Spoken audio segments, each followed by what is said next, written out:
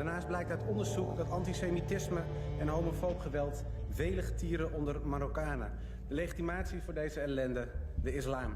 Verzoekt de regering haar angstige en politiek correcte houding ten aanzien van de islam te laten varen en de negatieve invloed van deze kwaadaardige ideologie die moet worden tegengegaan, verzoekt de regering de islam zoveel mogelijk uit Nederland te bannen en gaat over tot de orde van de dag.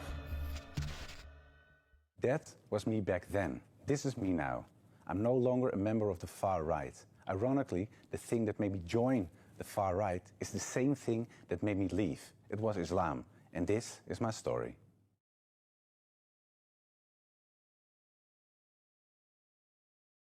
My name is Joram van Klaveren and I'm a former member of the Dutch Parliament who represented the Party for Freedom, the anti-Islamic nationalist party of Geert Wilders. For years, I gave everything I had to fight against Islam. I tried to make legislation to shut down all Islamic schools in the Netherlands. I attempted to close all mosques, ban the Quran and ban Islam altogether from the Netherlands. As a Dutch politician, I opposed Islam in every way possible. Then, in 2017, I left Parliament and finally had the time to fulfill a long-held desire to write an anti-Islam book.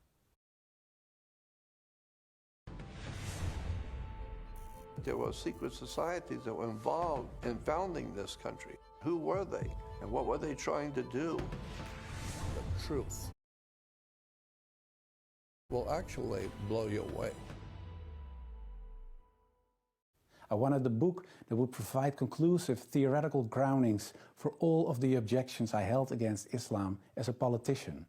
My book would settle the dispute about Islam with a clear conclusion. Islam is a danger to Europe, to America, to the West, and actually to the whole wide world. Before writing my book, my view about Islam was influenced by the conservative Protestant environment of my upbringing, in which other religions, and certainly Islam, was definitely seen as wayward and wrong. I was also influenced by the cultural aversion towards Islam that many Europeans have, which was a result of their historic clashes with the Islamic world. And of course, the fears and worries I experienced during years of studying comparative religion at the university formed my opinions. Remarkably, my studies at the university actually began on September 11, 2001. Many horrors would sadly follow, inside and outside of Europe, from the murder of columnist Theo van Gogh to kidnappings, anti-Semitic terror and beheadings, to haphazard stabs, truck attacks and suicide attacks, to the proclamation of the Caliphate by ISIS. There were even Muslims from the Netherlands who traveled as jihadists to Syria. These events confirmed and deepened my negative feelings about Islam and motivated me to join Wilders' party. I believed that Islam should be fought wherever possible.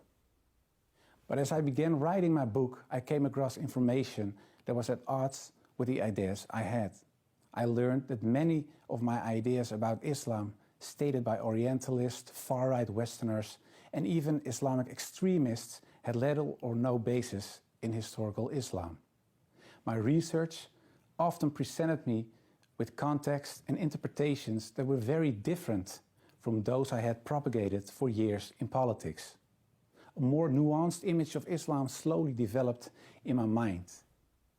Seeking more information, I wrote to various academic authorities on Islam, including Professor Abdul Hakim Murad of Cambridge University. He pointed out various scholars, books and facts and advised me to read again and more deeply this time.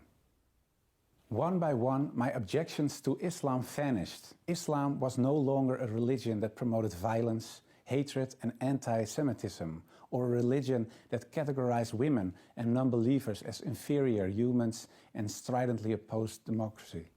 Slowly, my perspective of Islam was changing. I also received surprisingly satisfying Islamic answers to my existing Christian questions about specific dogmas, such as the Trinity, the sacrifice of Christ, and original sin.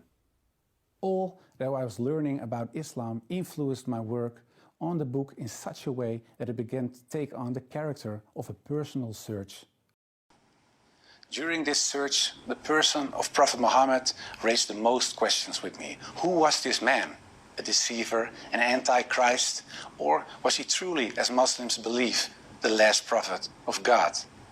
I started to read again about his life, but now without the previous biases I had.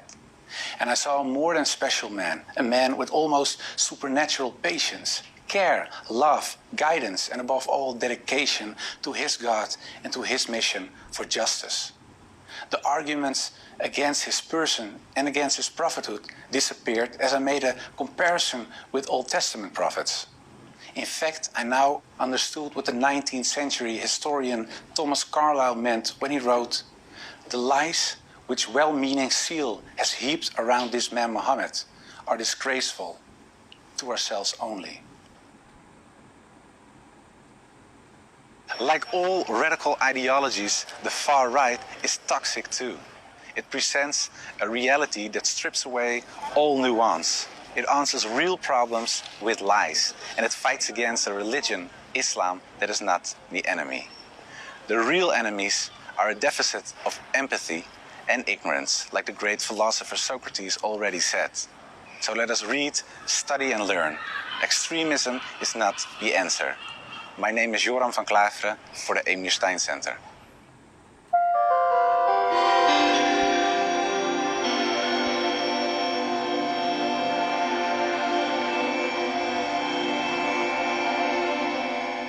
This video was produced in collaboration with Alliance of Virtue.